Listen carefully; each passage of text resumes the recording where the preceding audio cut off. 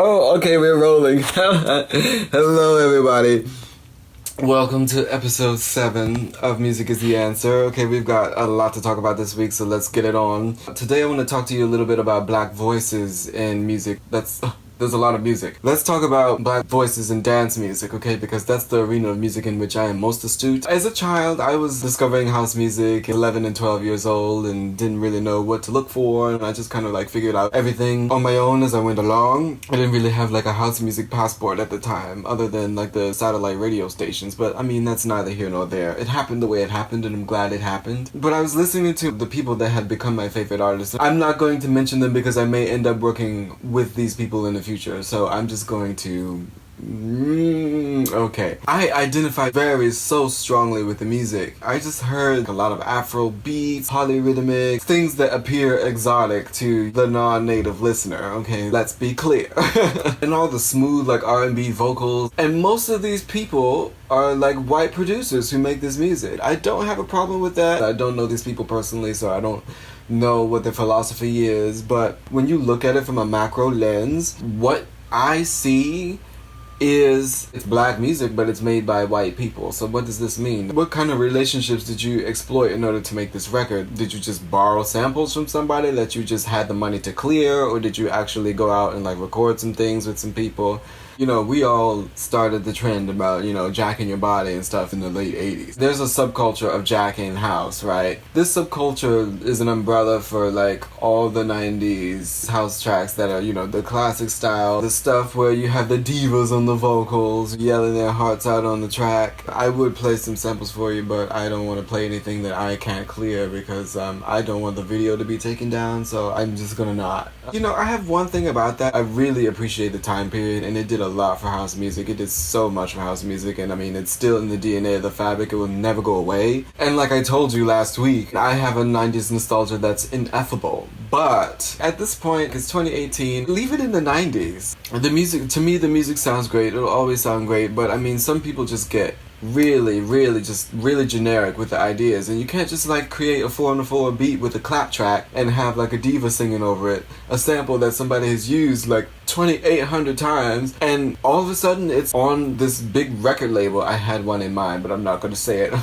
All of a sudden everybody's into it, it's the next big thing, and I'm like, this is gentrification of music at its fucking finest. Letting this cultural appreciation, borderline appropriation trend go on unchecked. I don't mind non-black people appreciating black music and working with black voices and collaborating with black people to make black music, but when you sample black music and you don't adequately credit it in your music, so therefore when people don't know who you are and they're listening to this like mushroom jazz or like cut and paste hip hop or this 90s jack and house music, nobody's knowing where this comes from. Like, they just hear it because you have like the wealth of opportunity and the leverage that, you know, you have at your fingertips as like a white privileged person. So when you create these avenues where people are listening to this ethnic music without having any idea of like who's producing it, and just them assuming that a black person or black and brown person, because it's black and brown music, therefore it has to be by black and brown people. No, not true, especially in the electronic music world. And I must admit, like, when I found out that a lot of my favorite producers were white, I was disappointed. It's not like I don't like white people. It's just that when I heard stuff that was very close to my heart, I imagined that it was for me by people like me, and that wasn't the case. Here's what happens when you have like this sound gentrification going on unchecked, okay? You have gatekeepers, people who are looking for the sound, who are curating the sound, who are looking for producers who specialize in the sound, no matter their backgrounds, okay? You have like these record producers, these A&R people, YouTube channel, like not even content creators, but like content distributors who will be gatekeepers. And then all of a sudden, little old me, I'm producing and I want to make something of the culture for the culture. And if I submit to a label and it doesn't sound like A, B, and C, like the formula that they have worked so hard to reproduce and make clinical, like it was just formulated in a laboratory, I have no way in because I don't follow this formula. And if I don't follow the formula, does that mean that I'm not black enough? Does that mean I'm not hip enough? Does that mean that I'm not down enough and that my tracks aren't jacking enough to be on such and such label? Absolutely motherfucking not. And this is what racism is, when you systematically push people out of opportunities because of what you want to create. I'm not saying that I automatically need to be be signed to somebody's record label because I'm black and I produce jack and house music from time to time, because no, that's not the case, and I would not say that nor advocate that verdict for anyone, because no. I'm not looking for some weird case of affirmative action. What I am looking for is for people to acknowledge the roots of this music more actively, more aggressively, to the point where the people listening to the music should already know that if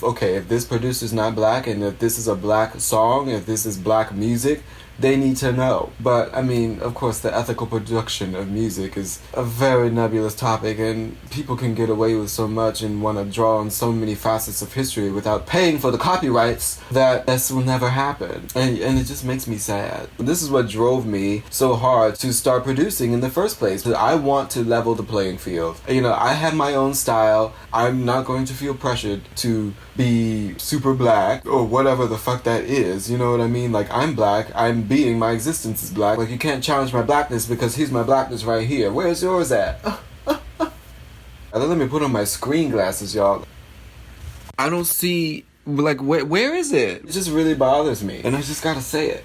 Music is the answer. Music always has been the answer, will be the answer, okay? We're coming up with episode 8 very shortly, very soon, so stay tuned for it. Coming on Wednesday. Alright, don't be a stranger. Turn on those post notifications and subscribe to the YouTube channel if you want to be a part of the conversation and get those automatic updates. Ciao. See you later.